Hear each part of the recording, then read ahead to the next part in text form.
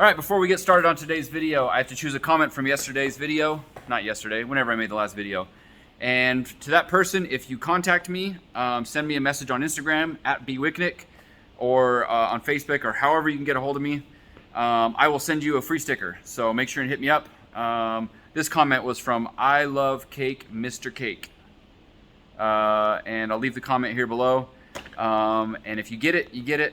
It's pretty funny. He gets it, which means he's been following me for a while. So shout out. Thanks, Mr. Cake. I don't know who you are. Send me a message. I'll get you some stickers. Let's go into the video. Good day, people. Back at it again on the JZX100. Last night, I took the entire wiring harness home and I worked on one junction. Where was it? There's the one I was showing you on yesterday's video, or not yesterday, whenever I finished this video, the last video. There it is. Okay, so you can see I was just patching a bunch of wires together. It actually turned out pretty well. I found some really low profile connectors, so it's not a huge bulky connection. But let me show you the problem. There are a few wires that are the exact same color. Like that blue one. There's a blue one. There's a blue with a black stripe. Look, there's another blue one, and there's another blue one, and there's another blue one with a black stripe. And they're all similar lengths. So I was trying to figure out which one went where. The best I could do is try and like forensically figure out what angle they were cut at, look at the strands of the wires as close as I could to see if it looked like they came from each other. You also notice like, let me see if I can find it. Yeah, you see like that stripe on that wire? There's a little silver mark.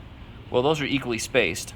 And so when it came to the blue wires, I would try and find the silver mark and be like, okay, if it's about 3/4 of an inch from there to there, where it's cut, is it about a 3/4 of an inch from there to the other side, or is the other wire cut in a different way where it's closer together, whatever. So I was trying to figure all that out. Yeah, you can see it right there. There's a silver stripe. You go a little bit, the other one should be under there, and then you go a little bit and the other one's right there. So I was doing that to try and figure that out. Either way, I still have some doubts on the blue wires. There was, I think, 4 of them. And then there was 2 red wires. I think I figured it out, but I still have some doubts on those. So out of like probably the 50 or 60 wires that I butt spliced back together, there's maybe 4 or 5 that could be wrong. And I don't know, like, you know, sometimes they branch out the blue. Like there'll be a connect, like I call it an octopus connector down here that goes 1 wire to 6 wires. So at that point, it doesn't matter which of those 6 wires connects to the other blues, if that's the case. I didn't tear anything apart to look and see if that's the case. I'm hoping all blues do the same thing. And so if they're hooked up incorrectly, it's not a huge deal, but I don't know that for sure. Anyways, I did that last night, so that part is done. I can put this back in the car. There's another side, like there's a few wires that need connected. There's some connectors that were cut off. Oh yeah, right here. Yeah, Honda. There's some connectors right here that will actually unplug from the fuse box. And those are gonna go to this, I believe, which makes it easy because I can just splice them out here and then stuff them through the hole instead of trying to do it under the dash. So I've still got that to do. I don't know what this goes to. Is that a battery cable? It's a pretty thick white one there. Anyways, that's what I've got left to do on the wiring side, and then I can start running wires in here, make sure everything hooks up. But one thing I wanted to get done today was I want to put the headliner in because it's just sitting in my office getting kicked around. And once the headliner's in, I can start putting the side panels in, the seat belts and all that stuff for the interior. Still haven't painted the doors. For some reason I'm doing everything besides painting the doors. I'm kind of like over painting right now. It's really a bummer. Last time I painted, Brody's car didn't turn out how I wanted it to. This car has got all these bugs and stuff in it, so I wasn't super thrilled on that. So I'm taking a break from painting for the moment. So I'm trying to get all this stuff. It all needs to be done anyways, right? I'd really like to hear this car run. So I'm trying to get that done. Last night, I don't think I showed this on the video, but I ran the harness in here to the engine. This is a harness I built myself from scratch, and it's very compact and easy to connect. Very, very like simplified. So it was really easy to plug in. I just got to do some of the stuff under the manifold. But this grommet, not perfect, but at least it fits in there. I'll do some P-clamps there with some fancy looking bolts, and I'll have to tuck this under the rail and hide that wire. But it looks pretty good, pretty clean. I want to get these valve covers off, and I want to paint them the color of Brody's car, that purple. That'll be really cool. But what I wanted to show you today is anytime it comes to things that make the car look good, Brody's always involved. So what we're working on right now is natural light. Oh, shade to hide from the natural light. What we're working on now is the headliner. we're gonna dye it black. Brody's done this on a few other vehicles and it always turns out good. Brody's really good at making interiors look nice. And so, the weed sprayer. So I thought about trying to flock these, but he suggested just using dye, which works when they're already like a fabric-y material. So I took an air blower to it. It's got some stains and stuff on it, but instead of trying to scrub it, I think the black is just gonna cover all that. I wanna have a darker interior because it kind of matches the look of the Tourer V, like gradient pattern. Much better than having a gray one, and like the fact that it's already got greasy fingerprints, it's just gonna get worse and worse. So if it's black, it'll look better. So that's what we're gonna do. We're gonna do this black, and then the side panel's black, and then once this dries, I'll be able to put the headliner in and start tying up some of the extra wires and stuff, which is where I'm at, trying to tie the wiring and stuff into the car. I want to be able to have the interior panels and tuck all the wires. So that side is just done.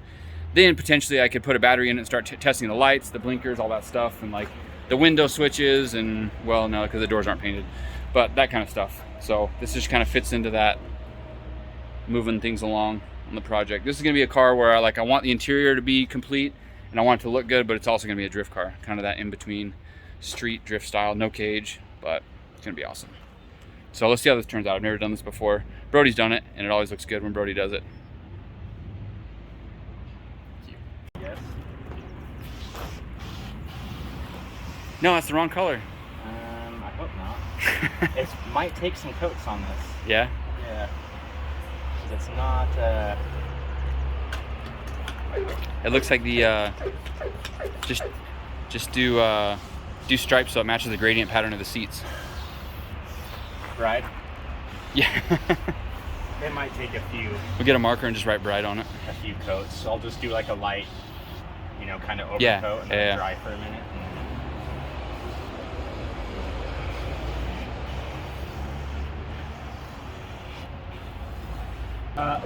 The next thing, if this doesn't turn out, is just that black fabric paint.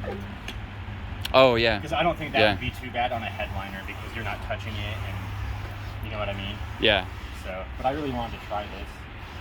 But it'll definitely take a couple. I really think we could flock something like this too. I don't know how the glue would stick, if it would work very well. Yeah, that's the only, I wonder if we could use like a spray glue with flock. Right? Oh, like you think the roller wouldn't roll out very smooth on here? Oh, I guess it might, huh?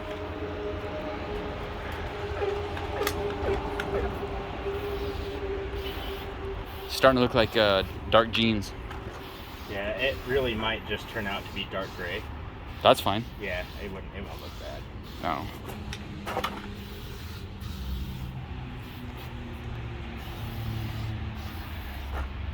I'll bet it'll dry pretty quick out here too. Yeah, I figured after I spray it, we'll move this out of the way so the sun can kind of get directly on it. Dang, I'm excited about this.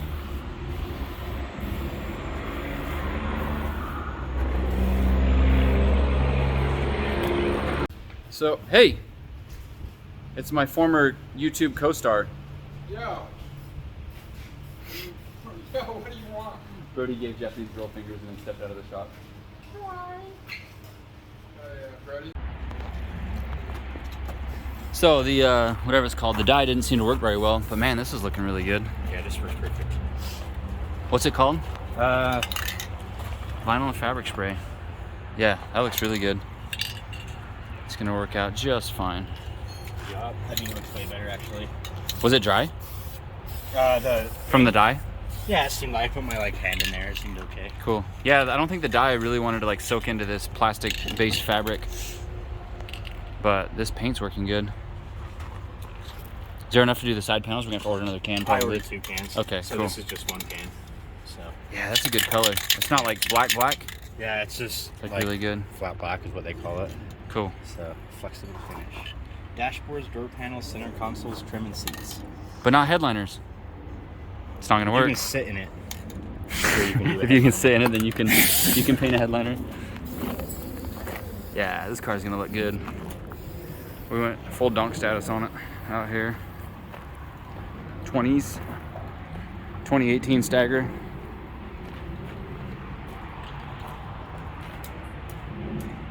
What? I don't know what one is. It'll turn up. I'm not ready to put them on yet because we're gonna have to get creative. I was thinking with how they go on. Glue, or maybe a piece of sticky tape down here or something. It's not gonna stick to rubber. You think? No. We cleaned it up? No. No. No, I'm gonna figure something out. Okay. with that. Self-tappers. There's got to be another one. I had someone send me them from Japan. Did you? Yeah, there's a carbon fiber one somewhere. Tor V? Tor V. They're all the same. Take them off my street car. Ooh. So here's a contrasting view between what it looks like and what they looked like.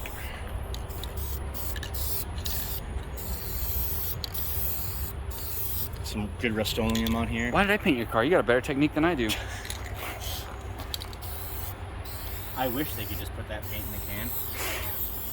They can. It just costs a lot more. There's no difference between rattle can and paint gun. Yeah, I know how to use a rattle can. Except a big hose attached to it. Yeah. That's the only difference.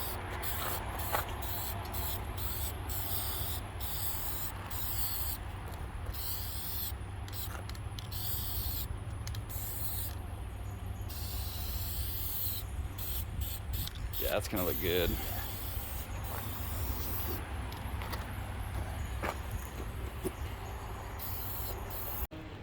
So I forgot to show this step, but we did put all the trim in place. Bolted these on, and then similar to an S13, this stuff all just clips in there. Zoom out, there we go.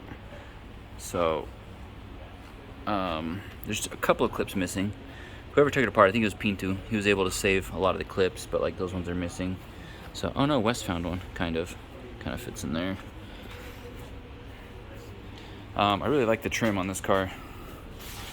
Really makes it look good. We have these pieces that go on here, and literally all the clips on the back are broken. The other side's missing all of them. This one has the top one, but I'm thinking about doing screws or something. Maybe like 2 really inconspicuous screws, one there and then one all the way down here. I just don't think I don't think anything will hold it to this rubber very easily, and obviously we're not going to be able to get clips to fit in there if there's nothing to hold it on the back. I don't know if I showed this yet, but we did put all the interior in. Got the headliner in. Wes was able to get this. This was kind of loose and like floppy, but Wes was able to get it to work. So I'm excited about that. I like having stuff like that. Even though it's a drift car, I like having the interior lights and stuff like that so I can still daily drive it and have it be comfortable. But yeah, I don't know that they ever made a black interior on these, so this is kind of unique. Black in the back. Those are not Tour V seats, but they still look pretty good. This is the Tour V gradient pattern. I wish I had matching rears for it, but that's a lot to ask for. I found a few of them available, but it was like $500 for the rear seats, and I wasn't about to spend that on it. I'm gonna finish putting the wiring up and over the dash. I gotta take the dash beam back out, get it all fitted up on that side, and then at that point I can bolt this all back together, put the dash in. I really want to get the windshield glued in, but I was waiting until obviously we finish the interior and then get the dash in place, then I'll have William glue the windshield in. So something I've got to thank Shrimp for, Cameron Olson, he's one of the guys that worked for Trenton when they took this car apart, is that every bracket, every little nut and bolt, everything is pretty much here in boxes. So even though like he cut the harness and I hate him for it, he did some good stuff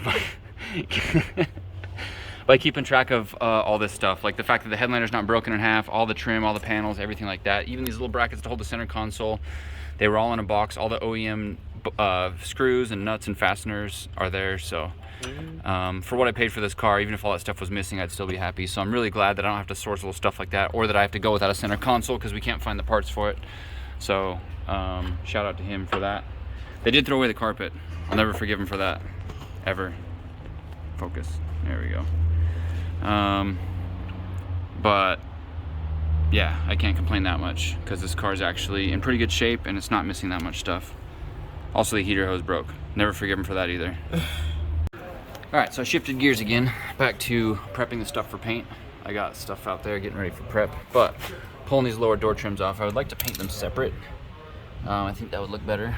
This one was, focus, focus, focus. Come on. Close up, close up. This one was painted separate, so it still got white underneath. I don't want to have anything like that. So these little clips in here, kind of some weird looking clips, so I won't focus. All right, come on. Touch the screen in this spot. Oh, look at that. So it has these weird little clips that had a screw in it, so I'm trying not to break any of that stuff because I got no idea where I'm gonna find a clip like that. But also it's got glue in it, so I'm using Jake's trim tool to pry it apart here, try and get the glue off of there. But I don't want, obviously I don't want to bend this or damage it in any way, so I'm just trying to break the adhesive. Oh, that's the right side.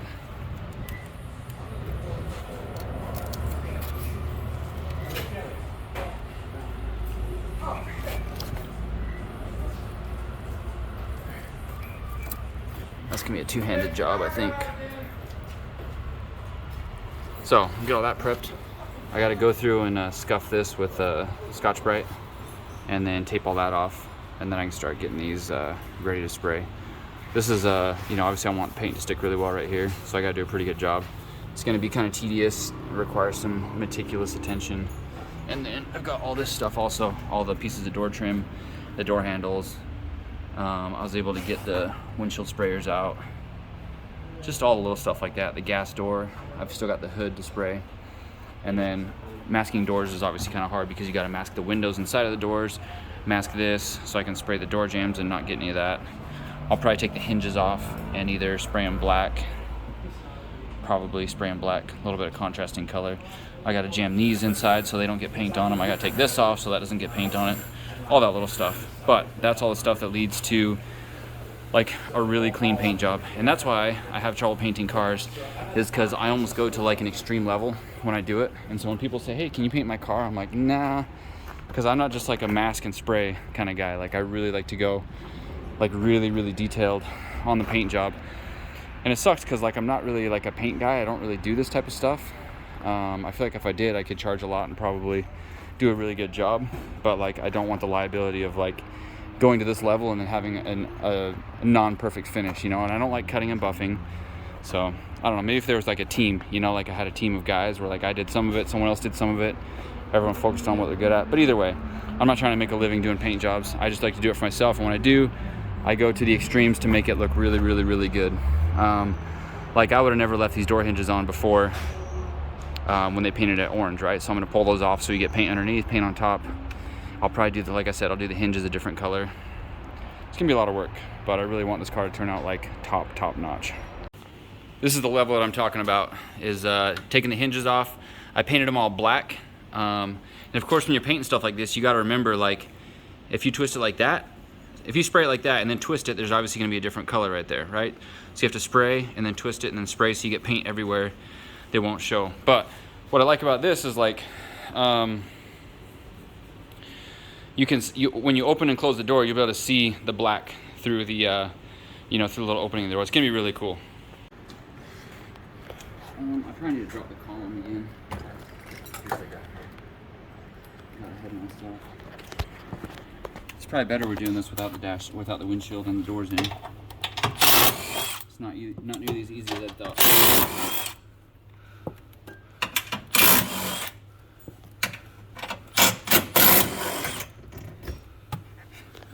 Columns down for the 15th time.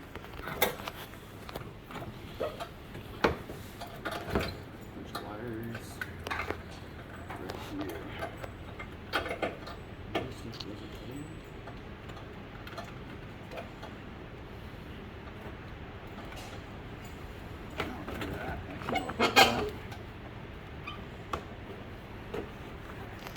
Oh yeah, there's big clips against the firewall.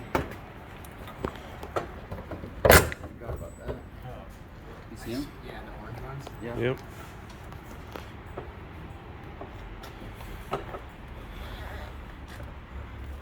Oh, you know what? These have to come out first. They do? Yeah, it fits into the dash. They just pull off. Yeah.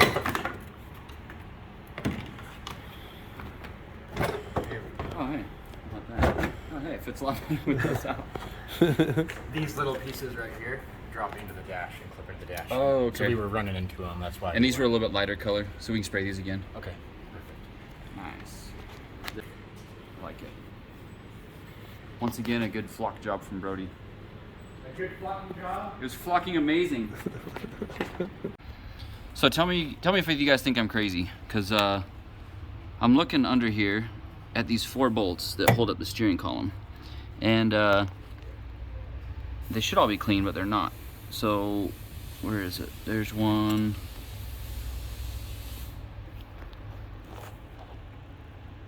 Okay, so there's that one. These are the ones I'm talking about.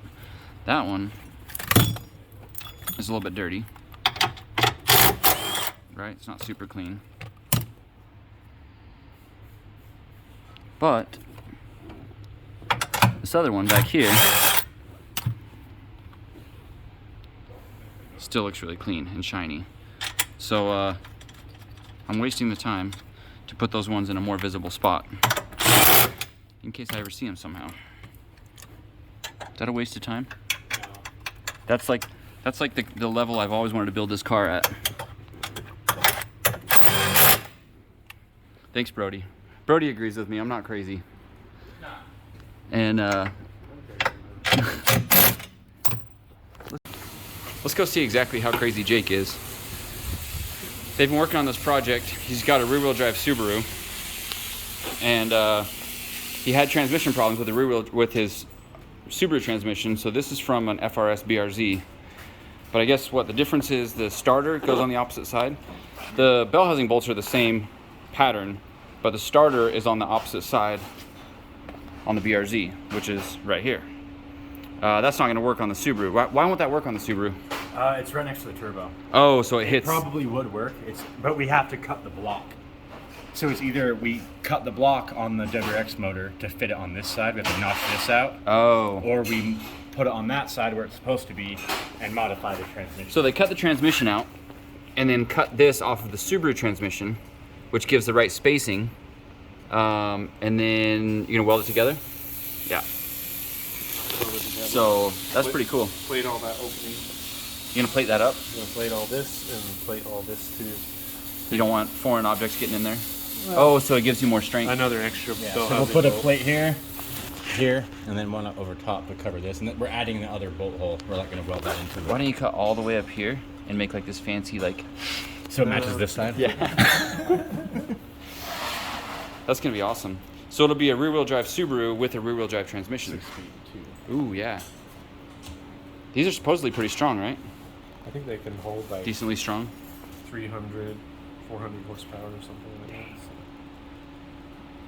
Should be good. And your transmission broke right after you did a burnout, right?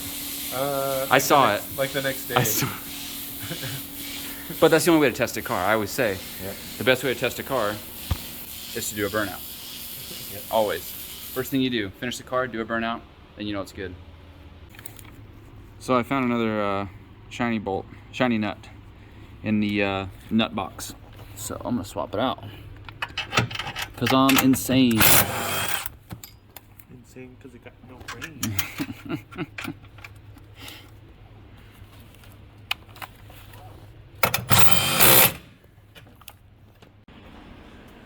So we got around to starting on the fuel system. We took the fuel sending unit out. This is one I ordered from like JDM something, jdmhookup.com. So I'm assuming this is a stock pump. It looks like none of the wiring's been modified to it. So we need to put a bigger pump in here for sure.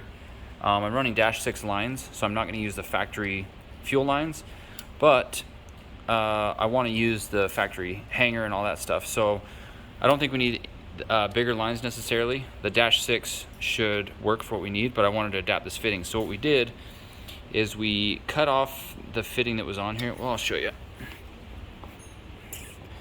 That sending unit came with a spare fitting, so I ended up using that, but the stock one's still on here. So if you see, it's like has a feed nipple on it, right?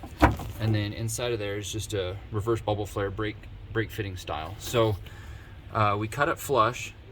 I cut off a -6 nut, like a male -6. We cut that flush. I made sure the holes were lined up, drilled them to the same size, and then Kelly's gonna weld them together. So we'll have an adapter fitting that goes from this reverse brake flare to a male -6, and then I'll run my fuel lines up through here with the -6 fitting on it, and then right to there. So we'll be able to keep the sending unit stock and everything, and then we'll just use this factory return hose that goes down through there, and then I'll just adapt it down there with like a straight coupler. What I need to figure out next is how this is all going to work, this bulkhead, and see if I can get a -6 braided line through there. and then take out the factory one, which I think, yeah, it's that one. So that's the next step.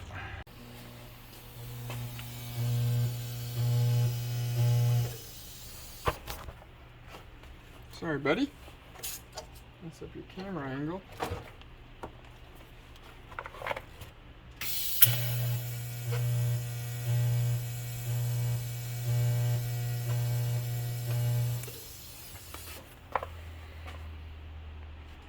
I don't want to touch that. That's real hot. Can you not burn a hole in my chair? Oh, on camera. That's where it's real. No filler rod, huh? Pulse. Mr. Andrew Morgan taught me this. No need. Ah! It's hot. Make sure, dude. Okay.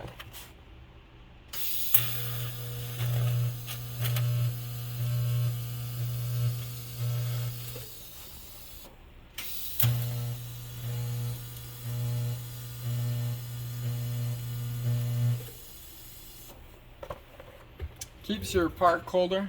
When you're using zero pulse, you'll pull away and using filler rod and all that stuff, and it makes your part bigger, heats it up more, you mess up your threads. Like, this thing's not glowing red hot. It's got a nice even weld across it. Good to go. All right, guys, that's it for today. Thanks for watching. Make sure and follow along because we got a lot more going on with this car. Really pushing hard to get it done before this upcoming event. It's the first time we're driving at the kart track at Utah Motorsports Campus, and I'm really excited. We've been wanting to drive there for years and years and years. They've never opened it up to us, and finally Terry has made it possible for us to go and drive on the kart track, and so I don't want to miss out. And I will, like, it will be an amazing event if it's the first time I'm ever driving my JZX100 on a track that I've always wanted to drive on. Yes, so got a lot more coming up, but that's it for today's video, so stay tuned for tomorrow. See you guys. Bye. Hey! Whoa! Whee! Look at me go! I'm a mechanic! Whee! Yeah!